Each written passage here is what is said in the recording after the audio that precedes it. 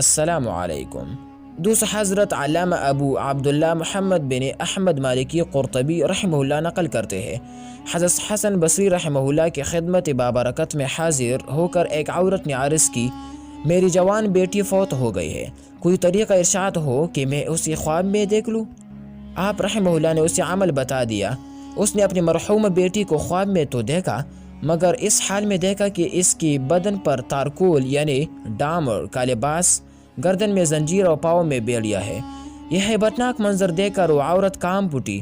اس نے دوسری دن یہ خواب حضرت سیدنا حسن بصری رحمہ اللہ کو سنایا۔ سن کر آپ رحمہ اللہ بہت مغموم ہوئی۔ کچھ عرصے بعد حضرت سیدنا حسن بصری رحمہ اللہ نے خواب میں ایک لڑکی کو دیکھا جو جنت میں ایک تخت پر اپنی سر پر تاج سجائے بیٹھی ہے۔ آپ کو دیکھ کر وہ کہنے لگی، میں اسی خاتون کی بیٹی ہوں جس نے آپ کو میری حالت بتائی تھی۔ آپ رحمہ اللہ نے فرمایا، اس کے بقول تو عذاب میں تھی، آخر یہ انقلاب کس طرح آیا؟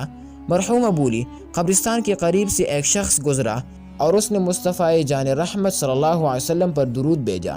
اس کی درود شریف پڑھنے کی برکت سے اللہ نے ہم 560 قبر والوں سے عذاب اٹھا لیا۔